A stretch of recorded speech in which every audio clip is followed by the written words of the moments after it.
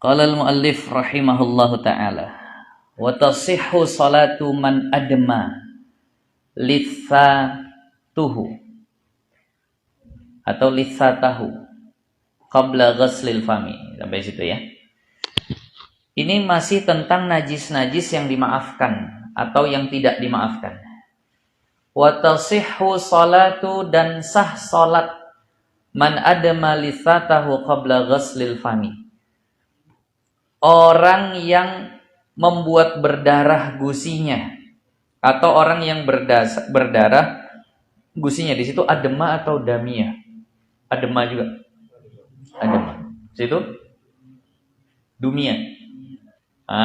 Kalau yang damia berarti lisatuhu.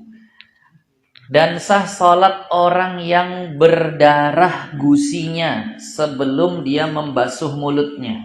Gusinya berdarah. Apakah harus dibasuh dulu baru sholat, atau kalau sholat langsung aja boleh? Boleh, sholat langsung nggak masalah. Idza lam yabtali riqahu fiha, jika dia tidak menelan air ludahnya di dalam sholatnya. Tapi kalau dia telan air ludahnya di tengah sholatnya, sementara air ludahnya sudah bercampur dengan darah, batal sholatnya. Nah, paham maksudnya?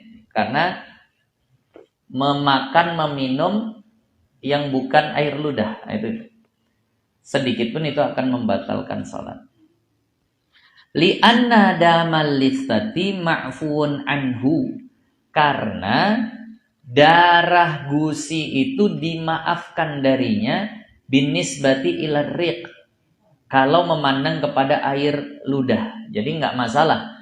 Tapi kalau nelen ya tetap batal. Nah, kalau dia bercampur sama air ludah tapi nggak ada ketelen, itu akan dimaafkan, nggak ada masalah yang seperti itu. Nah, masalah gusi berdarah udah beres. Nah, jadi tapi begini, kalau seandainya berdarah gusinya kemudian terasa di mulut, yaitu dilepeh, diludahin. Lagi sholat tuh diludahin gitu. Jangan ditelan, kalau ditelan batal. Nah, kecuali yang memang sudah dibalak banyak betul. Jadi masa bentar-bentar meludah, itu nggak masalah. Sama kayak masalah dahak. Dahak itu kan kalau ketelan batal puasa. Kecuali yang memang sudah betul-betul dibala dengan banyaknya dahak. Nah, yang membuat dia sangat kesulitan bentar-bentar meludah, itu kalau ketelan nggak batal puasanya. Walau ra'afa qabla shalah. Kasus berikutnya. Kalau ada orang yang mimisan darah dari hidung. Ada orang yang mimisan sebelum sholat. Sebelum sholat keluar darah dari hidung. Ini gimana nih? Wadama, dan terus menerus darahnya keluar. Nah, sholat nggak nih kalau begini? Masa sholat sambil berdarah hidungnya apa sah? Nah, di sini rinciannya. Fa in raja inqita'ahu, kalau ada harapan berhenti darahnya, wal waqtu muttasi'un, sedangkan waktunya masih panjang, intazarahu, maka dia wajib menunggunya. Jam 1 mau sholat zuhur, hidungnya berdarah. Masih ada 2 jam lagi kan gitu. Kayaknya 1 jam berhenti sih nih gitu. Kasih obat atau apa nanti berhenti. Ya udah, wajib dia tunggu tuh. Nah, waktu masih panjang dan ada kemungkinan berhenti. Nah. Wa illa tahaffaza kasalis. Dan jika tidak, artinya nggak seperti itu kasusnya, mungkin terus menerus nggak ada harapan berhenti dan waktunya bentar lagi habis. Nah, setengah jam lagi masuk asar, dia belum sholat zuhur. Ini darah keluar terus dari hidung. Kayaknya kalau setengah jam nggak berhenti nih, maka tahaffazah. Dia sumbat, dia halangilah. Nah, biasa kalau orang dulu dikasih apa? Sirih. Nah, dikasih sirih atau apalah. Nah, kasalis, seperti kasus orang yang salisul baul. Nah, pokoknya disumbat biar nggak netes. Khilafan liman za'ama intizarahu. Berbeda pendapat bagi ulama yang tetap menyuruh untuk menunggunya. Ya udah nggak apa-apa sampai lewat waktu. namanya lagi berdarah. Tunggu aja, walaupun lewat waktu. Ini ada yang berpendapat begitu. Nah, wa in kharajal waktu itu, walaupun lewat waktu. Setengah jam lagi lewat ini. Masuk asar, aku belum sholat zuhur. Tapi hidung masih berdarah. Pendapat pertama, sumbat, sholat. Pendapat kedua, tunggu sampai berhenti. Lah lewat waktu nggak apa-apa. Itu pendapat kedua. Mana yang lebih diterima? Yang pertama. Nah, disumbat. Kata pendapat kedua. Nah, kama tu'akhkhara li ghasli thawbihil mutanajjis wa in kharaja. Sebagaimana ditunda salat tadi untuk menyuci bajunya yang mutanajjis walaupun lewat waktu. Kalau ada baju mutanajjis, bernajis, sementara nggak ada penutup aurat selain baju itu, baju yang bernajis, tak ada air. Nah, kemudian kawannya bilang bentar lagi, 2 jam lagi ku antar air ke situ. Wah, 2 jam lagi lewat waktunya, habis waktunya. Kalau untuk baju bernajis gimana? Tunggu bentar, tunggu sebentar, sampai lewat pun nggak apa-apa. Nah, kenapa? Kalaupun dia sholat dengan baju bernajis, wajib diulang. Nah, itu tadi. Jadi maka kalau untuk baju bernajis kan begitu. Ini sama hukumnya. Kata pendapat kedua tadi. Ya udah tunggu aja. Gitu. Nah, kata orang yang pendapat pertama yang mengatakan itu, wa yufarraqu bi qudrati hada ala izalatin najisi min aslihi falazimathu bi khilafi fi mas'alatina. Ya beda kata yang pertama tadi. Ya bedalah kasusnya. Kenapa beda? Bi qudrati hada ala izalatin najis. Karena mampunya orang untuk menghilangkan najis di pakaian. Kan itu najis bukan apa ya? Kan bisa diatur, bisa dihilangin gitu. Nggak kayak mimisan. Mimisan bukan dia yang atur gitu. Jadi beda nih. Nah, kalau itu min aslihi, dari asalnya, maka wajib dihilangin. Bi khilafihi fi mas'alatina, berbeda dengan masalah kita. Nah, kalau ini bukan dia yang atur hidungnya berdarah tadi itu. Kalau baju itu lebih tergambar mudahnya menghilangkannya, kan gitu. Daripada menghentikan mimisan. Jadi beda gitu. Nah, masalah mimisan selesai. Nah, masalah mimisan itu selesai. Wa an qalilil tinin, dan begitu juga dimaafkan. Qalilil tinin, sedikitnya tanah, dimaafkan sedikit tanah, lumpur. Nah, tini mahalli mururin, di tempat lewat. Ini mau dari rumah menuju ke Musholah Nurul Huda. Nah, itu kan berlumpur, belum aspal ya. Misal situ ada najis, ada anjing lewat, ada segala macam lah begitu. Nah, itu sedikitnya itu dimaafin. Mutayaqanin najasatahu, yang diyakini kenajisannya. Ini yakin ini. Itu lumpur tuh. Kemudian ada, mohon maaf nih, anjing guling-guling gitu. Habis itu pikir deh, ya udah pasti belum bernajis semua tuh. Yakin nggak tuh bernajisnya? Yakin. Tapi gimana ngelainnya? Lewat terpercik juga, kena juga misalnya. Nah, itu dimaafkan itu. Walau bimughallazin, walaupun najis mughallazah. Yang diyakini, kalau nggak diyakini gimana? Wah, ini kayaknya bernajis. Kalau itu mah suci asalnya, udah nggak usah lagi ragu. Ini yang diyakini bernajis, baru ada istilah ma'fu. Perhatikan nih. Ma'fu itu istilah yang memang sudah diyakini najis. Kalau ragu bernajis atau tidak, maka hukumnya tidak. Ini yang udah diyakini bernajis. Nah, qalil yang sedikit. Ukuran sedikit itu gimana? Di dalam kitab I'anatul Talibin di sini dikatakan ukuran sedikit itu, nah, wadhabitul qalil huna, ini saya baca di I'anatul Talibin ya syarahnya. Ukuran sedikit di masalah ini huwallazi la yunsabu sahibuhu illa saqatatin ala syai', yang tidak sampai orangnya itu berlumurannya seperti dia jatuh ke kubangan lumpur itu. Kalau sampai kayak jatuh ke kubangan lumpur itu banyak. Ini misal ada orang ada percik-percikan lumpur, itu kan bukan karena jatuh. Tapi kalau sampai lututnya sampai ke bawah tuh basah semua, itu tersungkur tuh, jatuh lututnya gitu. Nah, itu udah banyak tuh. Nah, jadi ukurannya gitu. Jangan sampai seperti orang yang terjatuh ke lumpur. Nah, itu ukurannya. Kalau sampai kayak orang yang terjatuh ke lumpur, itu ukurannya udah banyak. Nah, itu ukuran banyaknya. Nah, kemudian lil masyaqqah. Kenapa dimaafkan? Karena sulit memang. Karena sulit. Malam tabqa ainuha mutamayyizatan. Selama ainnya itu tidak terbedakan. Tadi ada anjing guling-guling di lumpur, kubangan lumpur tuh, becek-becek lumpur tuh dia guling-guling. Habis itu dia pergi. Nampak nggak mana air, mana tanah, mana najis anjingnya? Bisa dibedain nggak? Enggak. Tapi kita yakin nggak itu bernajis? Yakin. Nah, itu yang dimaafin. Tapi kalau seandainya bisa terbedakan, mohon maaf nih, anjingnya datang buang hajat, kotoran, plek di kubangan itu. Nampak nggak tuh?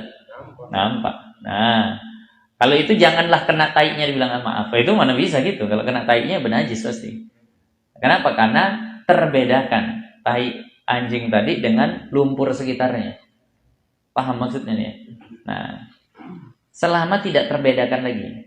Tapi kalau masih terbedakan, yaitu tidak dimaafkan. Wa yakhtalifu dzalika bil waqti wa mahallihi minats thawbi wal badani. Dan berbeda yang demikian itu dengan waktu. Artinya tidaklah di semua waktu itu sama. Misal lagi musim hujan, toleransi kemaafannya harus lebih banyak. Misal kalau lagi musim hujan, lumpur-lumpur tuh sampai ke lutut, mungkin dimaafin. Kan itu. Kenapa? Memang banjir, banyak kali lumpur. Kalau di musim hujan, ya sampai lutut itu masih hitungan, ya sedikit lah itu. Kalau untuk memandang musim hujan. Tapi kalau musim panas, nah, ya mungkin cuma sampai mata kaki aja lah yang dimaafin, kan gitu. Orang nggak banyak kali kok beceannya, nggak kayak musim hujan. Nah itu, jadi dibedakan itu. Lah kalau musim panas, sampai ke lutut itu becek-beceknya, nah itu udah nggak dimaafin. Jadi itu, memandang juga waktunya, dibedakan berdasarkan waktu. Nah, minas thawbi wal badan. Nah, wa mahallihi, dan tempat terkenanya najis daripada pakaian dan badan. Begini, betis itu kan ketutup sama celana. Kalau celananya banyak lumpurnya, itu dimaafkan. Tapi kalau sampai betis dalam itu yang banyak, ya ini nggak dimaafin. Ya masa bisa sampai situ orang dia ketutup? Nah gitu. Jadi dibedain juga.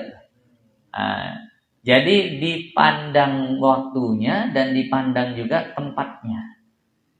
Nah, wa idza ta'ayyana ainun najasati fit tariqi, dan jika tertentu nampak ain najis di jalan, walau mawati al kalbi, walaupun jejak anjing plek gitu. Itu nampak tuh. Nah, fala yu'fa anha, maka tidak dimaafkan. Ini yang memang masih terbedakan tadi, kan gitu, masih terbedakan. Nah, jangan begini, ada bekas telap, kan kita tahu bekas injakan anjing.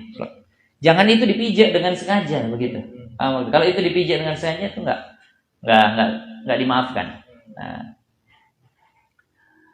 wa in ammatit tariqa 'alal aujah. Nah, dan jika menyeluruhi jalan menurut pendapat yang paling kuat. Nah, bihaitsu yasukul ihtirat. Itu kalau memang sudah menyeluruh lah tuh. Udah nggak bisa lagi dielak-elakin sana sini, itu baru dimaafin. Tapi kalau dia cuma di sudut sana saja, itu nggak dimaafin kalau kita kena. Ini udah menyeluruh, udah payah hindarinya. Nah, kemudian wa afta syekhuna, dan guru kami berfatwa, Imam Ibnu Hajar al-Haytami, Guru kami berfatwa, fi tariqin, pada jalan, latina biha, yang gak ada tanah lumpurnya. Jalan apa sekarang namanya? Aspal. Kan itu gak ada tanah lumpurnya. Nah, bal fiha qadarul adamiyyi, tapi di situ ada kotoran manusia misalnya. Warausul kilabi, dan kotoran anjing misalnya. Wal bahaimi, ataupun kotoran hewan-hewan lain. Wa qad asabahal mataru, dan sudah kena hujan. Tadi kan namanya lumpur. Ini tanahnya nggak berlumpur kayak aspal, tapi kanan kirinya ada pajak misalnya. Ada pajak, sini jual babi. Wah. Ada di Medan itu jalan begitu. Kanan kiri babi. Jadi bukan lumpur itu. Air-air itu udah, aspal itu udah airnya itulah semua gitu. Sementara itulah jalan dia untuk keluar masuk. Nah, apa difatwakan oleh Imam Ibnu Hajar Al-Haytami? Bil afwi inda masyaqqatil ihtiraz. Dimaafkan juga karena payah menjaganya. Jadi walaupun tanah kering, aspal, nggak ada lumpurnya, maksudnya kering itu nggak berlumpur, nggak bertanah, nggak becek lah gitu. Cuma memang basah. Dan kita tahu yakin basahnya itu udah kena najis, sudah kena apa. Ya udah, dimaafin. Kalau kami di sana biasanya pas lagi orang ngangon lembu. Nah, itu kalau ngangon lembu, itu di tanah aspal itu kotoran lembu, setumpuk. Kena hujan, ya udah menyebar ini. Berarti satu aspal itu kan udah, ya kotoran lembu tadi itu udah melebar sana sini. Nah, macet pula. Berhenti plek. Sini ngebut sers gitu kan. Itu gimana tuh kalau begitu? Ya udahlah, dimaafin tuh, karena payah betul untuk menjaganya. Nah, tapi tadi ya sewajarnya menurut urf gitu. Ya kalau udah sebadan-badan merciknya ya udah gantilah itu.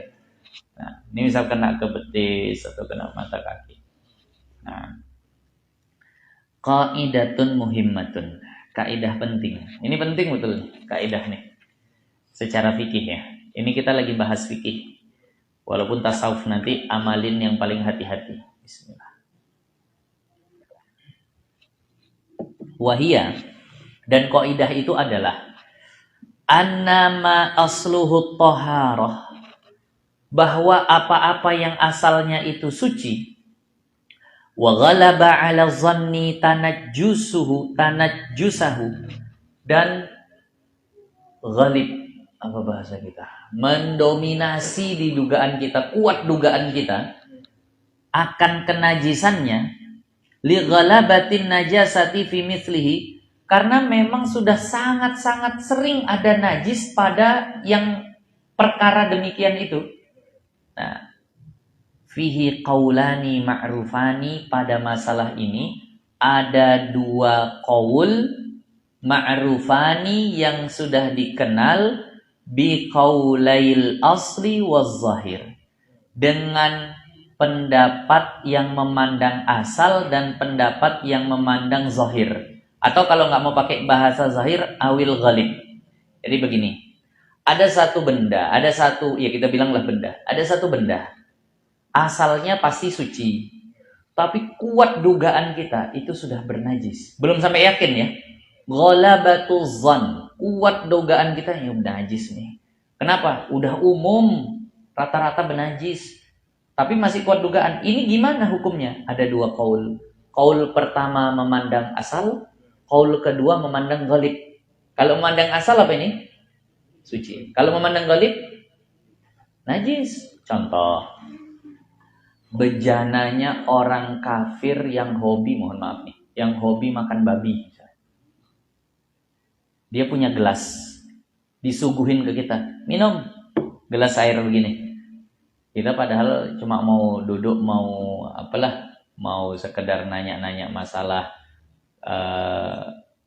rukun tangga, rukun warga, RT RW lah gitu, misalnya kadang kepling atau apa kan, mau nggak mau gitu.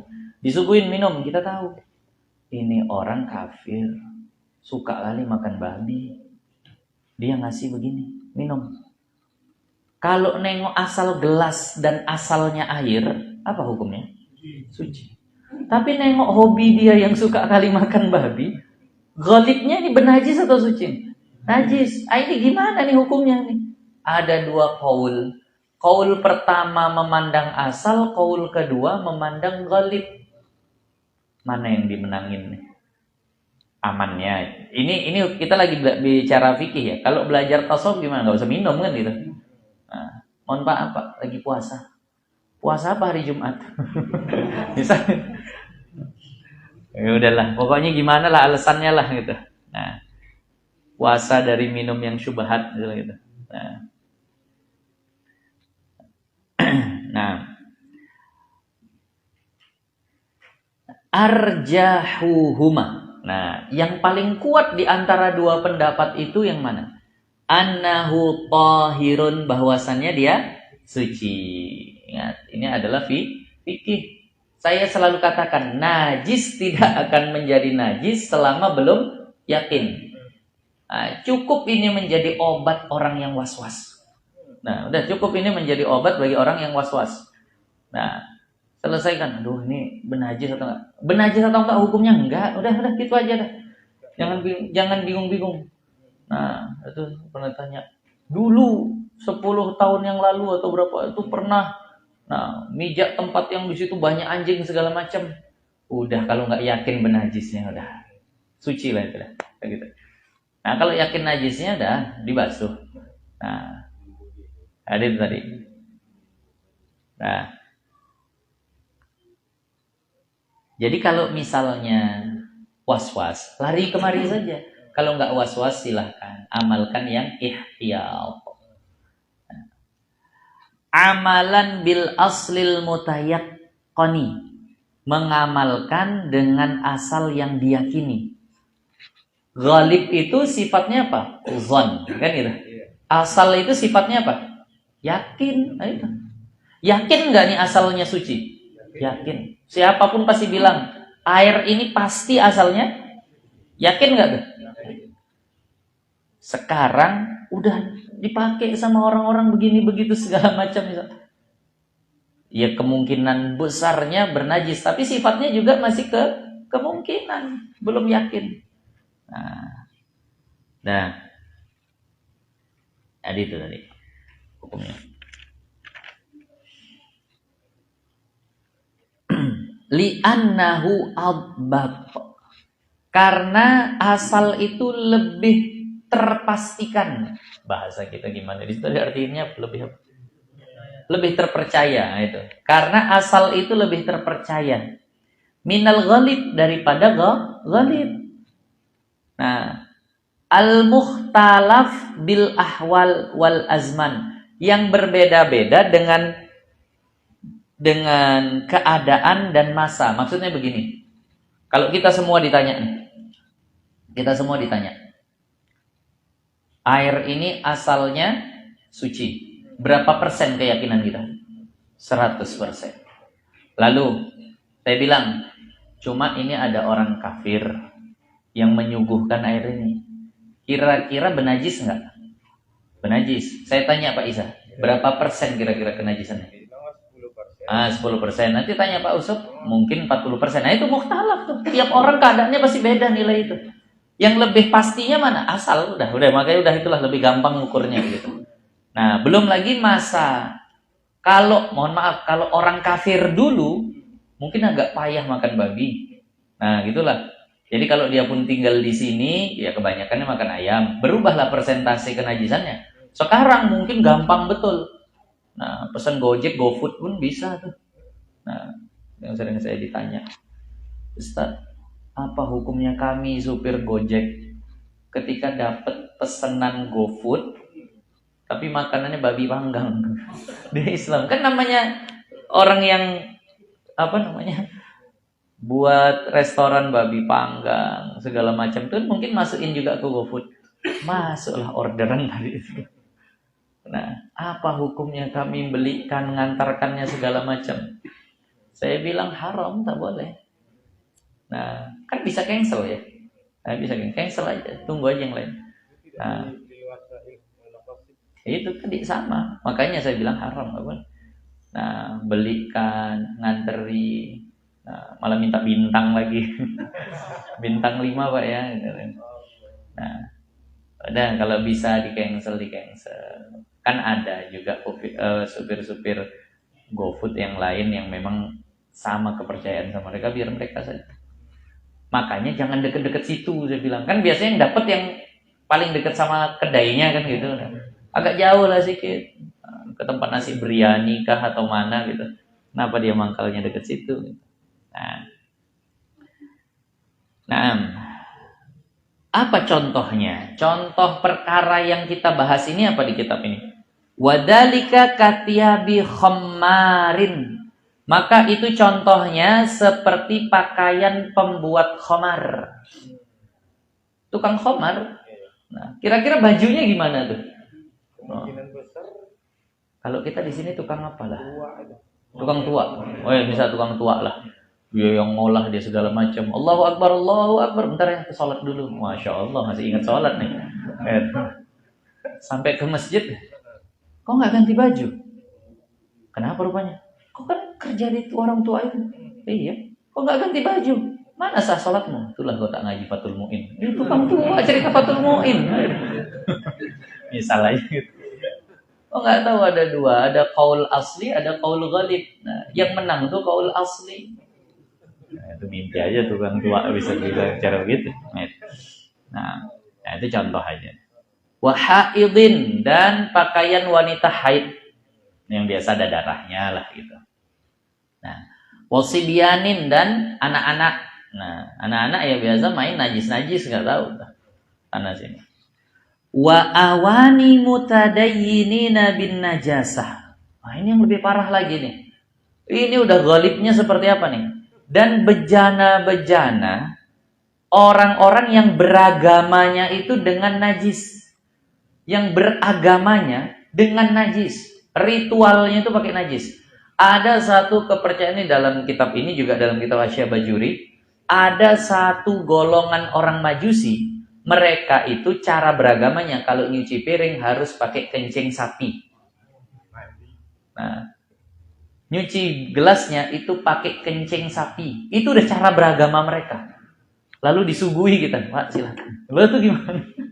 Mereka nyucinya pakai itu, tapi tetap hukumnya hukum asal. Bahkan sampai setingkat itu ya. Nah, tapi yang nggak usah minum kalau ini. Tapi kalau ada yang minum tetap suci. Nah, sampai setingkat itu. Wawarokin. Nah, yaghlubu nasruhu ala najasin, dan dedaunan yaghlibu atau yaghlubu barisnya. Yang punya baris lupa. Yaghlibu ya. Nah. Wawarokin yaghlibu nasruhu ala najasin, dan dedaunan yang ghalibnya dia jatuh kepada najis. Ini daun ditunjukin sama anaknya. Ah, ini benajis nih, ini biasanya jatuhnya ke sini kan tempat najis. Enggak, tetap suci. Kenapa? Karena enggak yakin. Walu'abi sabiyin, dan air liur anak-anak. Allah alam lah anak-anak makan apa, mungkin kena najis. Wajuhin, dan gula batu. Ya. Situ apa? Sutrajuh. Di situ apa? Gula batu. Ada yang nerjemahin gula batu, ada yang kain buli, wallahu alam. Nah, di situ gula batu. Juhin. Situ sutra. Situ sutra. Wajuhin. Nah, terserah mau yang sutra mungkin di bawah ini ada enggak ya? Anjuh alladzi izna Allah. Syahmil hinjir. Enggak dijelasin juga. Allah alam. Nah, pokoknya kalau yang sutra pun atau gula batu pun ushtuhira, yang sudah masyhur, sudah dikenal, amaluhu, cara buatnya itu bisyahmil khinzir, dengan lemak babi. Kira-kira kalau lemak babi masa sutra ya? Kayaknya lebih tepatnya gula batu. Nah, di situ lemak babi juga. Nah, kayaknya lebih dekat paham kalau ke gula batu. Nah, tapi itu cuma masyhurnya, ini contoh-contoh. Dulu sempat ada cerita Bika Ambon di Medan, buatnya pakai tuak, kan gitu. Nah, tapi masih qil wa qal, cuma katanya. Padahal biasanya bika Ambon itu ya nggak begitu, cuma katanya di situ pakai tua.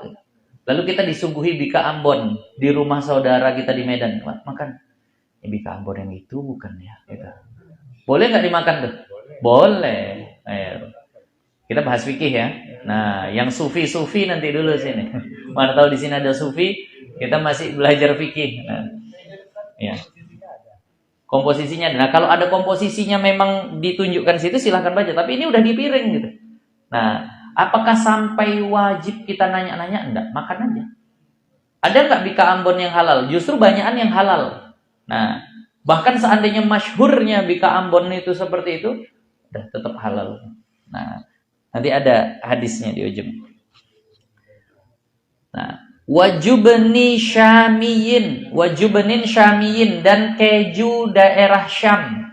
Keju daerah Syam, ushtuhira yang sudah masyhur amaluhu pembuatannya biinfahatil khinzir dengan bagian jeruan babi lah kita bilang. Di situ apa? Isi perut. Nah, itu jeruan babi. Nah, jadi kalau seandainya keju dari Syam itu pun seringnya dikenal nih misalnya. Kalau keju dari Syam itu ada campuran isi perut babinya. Itu tetap saja bahasanya halal. Kenapa? Karena nggak pasti. Cuma katanya begitu. Mungkin nggak yang sampai ke situ yang nggak seperti itu, kan ada kemungkinan. Nah, kenapa sampai bisa ulama menghukumi seberani ini? Kan begitu, kesannya berani betul tuh. Kok nggak diarahin ke yang ihtiyat saja gitu. Lihat. Wa qad ja'ahu sallallahu alaihi wasallam jubnatun min indihim. Karena pernah pada suatu hari Rasulullah disuguhi keju dari Syam tadi itu. Dari negeri Syam yang katanya pakai perut babi itu, pakai isi perut babi itu buatnya. Nah, fa'akala minha, maka Rasulullah makan keju tadi itu.